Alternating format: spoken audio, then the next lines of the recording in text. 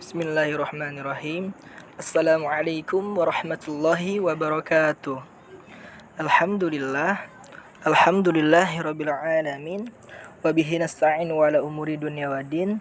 Wassalatu wassalamu ala asyrafil anbiya'i wal mursalin sayyidina wa maulana Muhammadin sallallahu alaihi wa sahbihi ajmain, amma ba'du.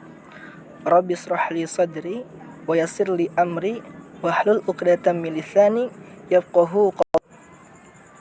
Yang saya hormati Bapak Dr. Haji Ahmad Alim LC.MA selaku dosen pengampu mata kuliah Islamic Worldview. Semoga senantiasa Allah berikan sehat walafiat, selalu dalam keadaan taat kepada Allah Subhanahu wa taala, qabul hajat dunia wal akhirat. Pertama-tama, marilah kita panjatkan puji dan syukur kehadirat Allah Subhanahu wa taala yang mana kita telah diberikan beribu-ribu nikmat sampai saat ini, yang diantaranya yakni nikmat iman wal Islam, nikmat sehat wal afiat. Tak lupa pula sholawat teriring salam semoga selalu tercurah limpahkan kepada junjungan alam habibana wa syafi'ina wa maulana Muhammadin sallallahu alaihi wasallam, kepada keluarganya, para sahabat, tabi'in, tabi'un tabi'in, dan kita selaku umatnya yang mengharap syafaatul uzma di yaumil akhir kelak. Sebelumnya, perkenalkan nama saya Aditya Nugraha Pratama dari program studi Pendidikan Agama Islam Reguler A semester 2. Baik, di sini saya akan mereview materi dari pertemuan pertama hingga pertemuan ke-7 guna untuk memenuhi ujian tengah semester genap ini. Di sini ada beberapa subpembahasan. Yang pertama yaitu ruang lingkup Islamic Worldview, yang kedua konsep wahyu, yang ketiga konsep kebenaran, yang keempat konsep Tuhan, yang kelima konsep ilmu dan klasifikasinya, yang keenam konsep manusia, dan yang terakhir atau yang ketujuh yaitu problem epistemologi barat. Langsung saja masuk ke materi yang pertama yaitu ruang lingkup Islamic Worldview. Definisi Islamic Worldview adalah akidah fikriyah atau kepercayaan berdasarkan akal yang asasnya adalah keesaan Tuhan, tauhid atau syahadat yang terbentuk dalam pikiran dan hati setiap muslim dan berpengaruh terhadap pandangannya tentang keseluruhan aspek kehidupan, terutamanya tentang realitas dan kebenaran. Lahirnya worldview. Secara umum, worldview lahir karena adanya agama, kepercayaan, pendidikan, penyelidikan, tradisi, dan kebudayaan. Lahirnya worldview menurut periode Mekah I, yaitu adanya konsep etika, ide tauhid, konsep penciptaan, hari akhir, dan konsep tentang alam. Sedangkan lahirnya worldview menurut periode Mekah II, yaitu karena adanya kenabian, konsep ilmu, konsep ibadah, konsep din, dan lain-lain. Sedangkan periode Madinah, yaitu karena adanya konsep ukhuwah, konsep ummah, konsep jihad, konsep daulah, dan lain-lain. Elemen pandangan hidup Islam menurut Naqwid al-Attas yaitu konsep tentang Tuhan, konsep wahyu atau Al-Quran, konsep penciptaan, konsep jiwa, konsep ilmu, konsep din, konsep kebebasan, nilai dan kebajikan, konsep kebahagiaan, dan lain-lain.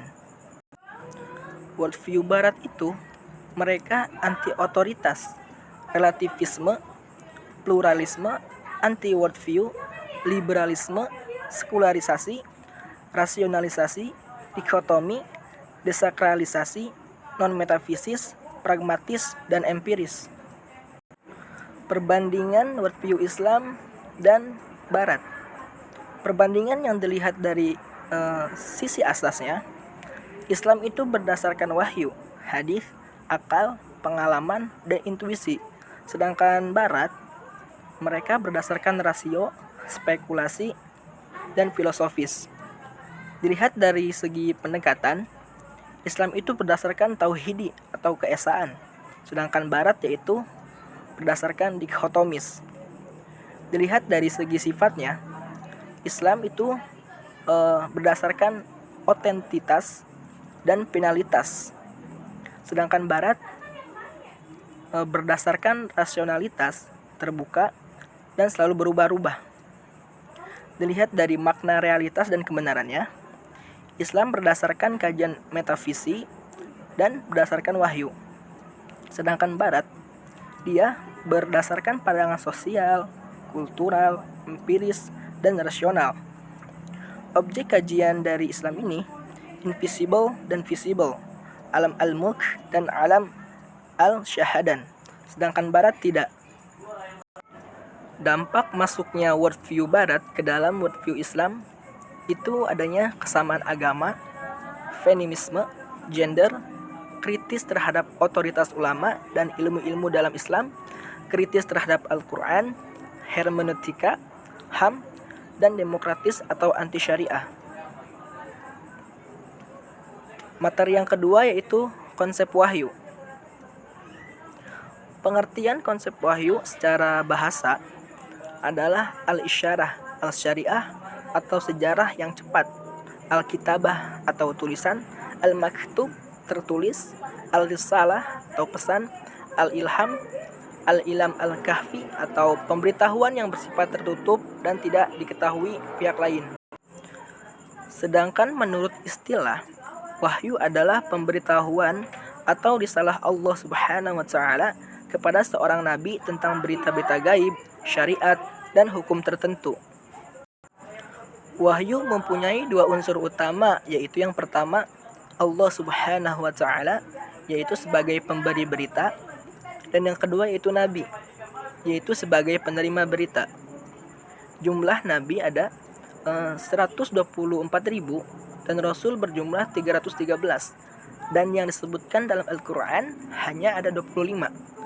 Substansi wahyu berdasarkan Quran Surah Asy-Syura ayat 13.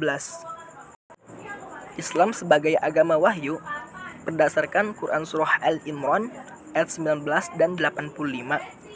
Kesatuan agama para rasul berdasarkan Quran Surah Al-Baqarah ayat 285. Islam adalah agama Nabi Nuh berdasarkan Quran Surah Yunus ayat 71 sampai 72.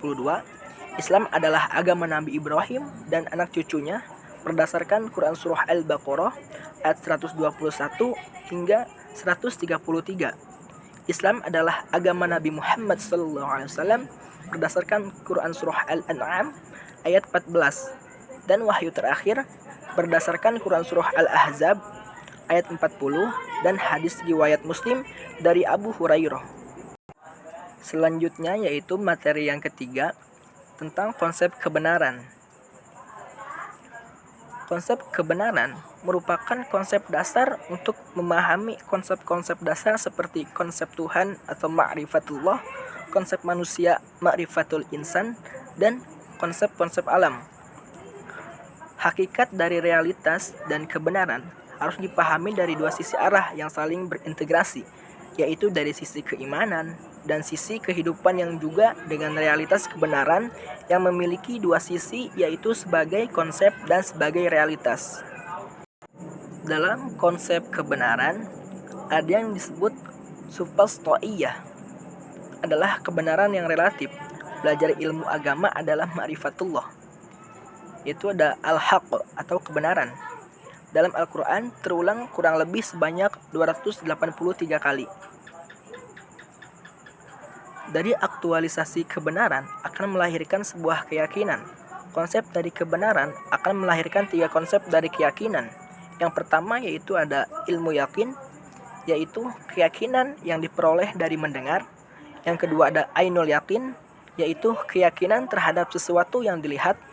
Dan yang ketiga yaitu ada hakul yakin, yaitu keyakinan terhadap sesuatu yang diperoleh setelah dilakukan dan dirasakan langsung. Ilmu akan menjadi hakul yakin apabila ketika sudah diamalkan.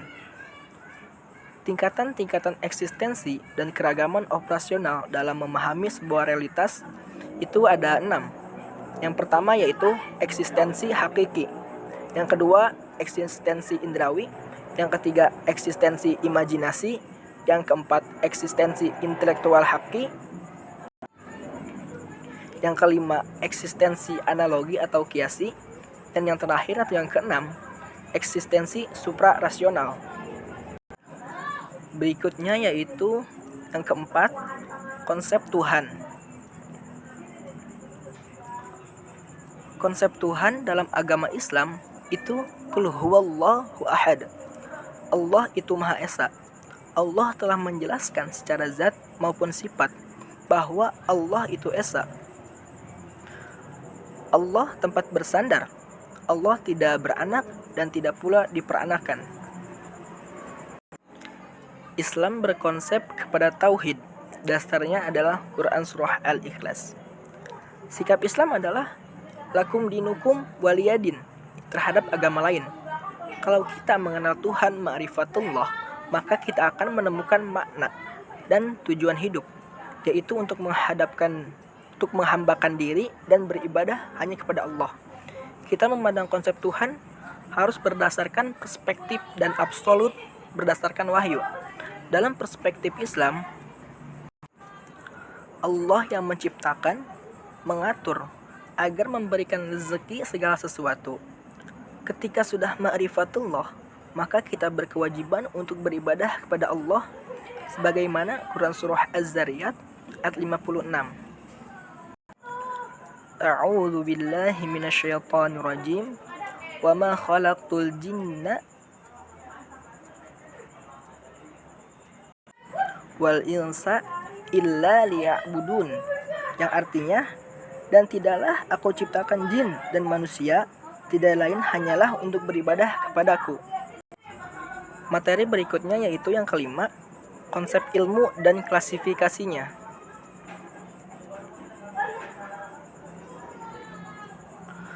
Para ulama menjadikan ilmu menjadi pilar dari suatu peradaban. Menurut Imam Syafi'i, thalabul ilmi afdalu min shalatin nafilatin. Artinya, mencari ilmu itu lebih afdol dari sholat sunnah, karena ilmu ini menjadi asas bagi kehidupan. Pengertian ilmu dalam perspektif Islam, menurut para ulama yaitu, ilmu adalah segala sesuatu yang berdasarkan dalil. Dalil itu ada dua, yaitu khobar shadiq atau an-naqlu, al-musaddaq atau informasi yang benar, yang datang atau dinukil dari Al-Quran dan hadis, dan penelitian yang akurat. Klasifikasi ilmu menurut Imam Al-Ghazali mengklasifikasikan ilmu menjadi dua, yaitu yang pertama ada ilmu syar'iyah, yaitu ilmu yang diperoleh dari para nabi dan rasul, diperoleh melalui wahyu, bermuara pada fardu ain dan fardu kifayah. Yang kedua yaitu ada ilmu ghairu syar'iyah. Sebagian ulama ada juga yang membagi ilmu menjadi ilmu hal dan ghairu hal. Menurut Ibnu Khaldun, beliau juga mengklasifikasikan ilmu menjadi dua, yaitu yang pertama ada ilmu aqliyah, yaitu ilmu yang didapat karena panca indera dan akal. Yang kedua yaitu ilmu naqliyah, yaitu ilmu yang dinukil dari riwayat-riwayat Nabi dan Al-Quran.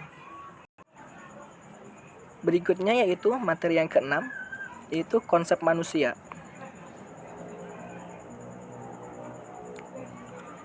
Problem dalam diri manusia itu terjadi karena dirinya sendiri, yaitu dosa yang diperbuat yang menyebabkan hati manusia menjadi keras, berkarat, dan menghitam. Kemudian hati yang tertutup, kemudian mengeras hatinya, ataupun berpenyakit jiwanya juga disifati menjadi buta. Adapun solusi agar sembuh dari berbagai penyakit hati tersebut, seperti dalam Al-Quran, yaitu tazkiyatun nufus, atau diberikan atau disucikan dirinya. Dibersihkan atau disucikan dirinya. Sebagaimana Quran Surah Al-Jumu'ah ayat 2, Allah Subhanahu wa taala berfirman, A'udzu billahi minasyaitonir rajim. Huwallazi ba'atsa fil ummiyina rasulan minhum yatslu 'alaihim ayatihi wa yuzakkihim wa yu'allimuhumul kitaba wal hikmata wa in kanu min qablu lafi dhalalin mubin. Yang artinya, dialah yang mengutus seorang rasul kepada kaum yang buta huruf dari kalangan mereka sendiri, yang membacakan kepada mereka ayat-ayatnya, menyucikan jiwa mereka, dan mengajarkan kepada mereka kitab dan hikmah atau sunnah, meskipun sebelumnya mereka benar-benar dalam kesesatan yang nyata. Jiwa manusia terdiri dari 3 unsur pokok. Yang pertama ada akal. Akal jika dididik akan menghasilkan ilmu. Dan yang kedua ada syahwat. Syahwat jika dididik akan menghasilkan kesucian. Yang ketiga yaitu godob, emosi atau amarah, akan melahirkan keberanian jika dipelihara dan dijaga sesuai syariat Islam. Semua induk perbuatan manusia ditentukan oleh jiwanya. Yang merusak jiwanya, yang sesuai dengan anjuran syariat akan melahirkan jiwa yang mutmainnah atau jiwa yang ikhlas, yang yakin, dan yang beriman. Selanjutnya yaitu materi yang ketujuh atau yang terakhir tentang problematika epistemologi Barat. Peradaban Barat adalah peradaban yang dibangun dari nilai-nilai sekularisme dan liberalisme atau pembahasan masyarakat dari cengkraman agama. Menurut Dr. Adian Husaini, Barat adalah peradaban yang traumatik terhadap agama, sehingga menjadi sekuler liberal. Ada 3 faktor penting yang merubah Barat Kristen menjadi Barat sekuler atau liberal. Yang pertama yaitu trauma sejarah, yang ketiga problema teks Bible, yang ketiga problema teologi Kristen. Hegemoni Barat terhadap Islam itu ada 3. Yang pertama, orientalisme atau studi Barat tentang Islam dengan tujuan merusak Islam dari dalam. Yang kedua, ada kristenisasi. Yang ketiga, yaitu kolonialisme atau imperialisme. Inti kebudayaan Barat sini ada 4. Yang pertama yaitu kepercayaan yang berlebihan terhadap kemampuan panca indera. Yang kedua, kelangkaan rasa keagamaan dan keharmonian. Yang ketiga, menjunjung tinggi kehidupan dunia. Dan yang keempat, memiliki rasa patriotisme. Berikutnya yaitu trauma Barat terhadap Islam. Yang pertama ada pendudukan Spanyol pada tahun 711 sampai 1492 Masehi. Yang kedua yaitu ada pengepungan Vienna pada tahun 1529 dan 1683 Masehi. Lalu ada penaklukan Konstantinopel pada tahun 1453 Masehi dan perang salib penaklukan Yerusalem pada tahun 1187 Masehi. Alhamdulillah telah selesai pemaparan pertemuan dari pertemuan pertama hingga ke-7. Saya Aditya Nugraha Pratama mengucapkan terima kasih dan mohon maaf apabila ada kesalahan dan kekurangan. Syukron kathiron, jazakumullahu khairan katsiron. Wabillahi taufiq wal hidayah. Wassalamualaikum warahmatullahi wabarakatuh.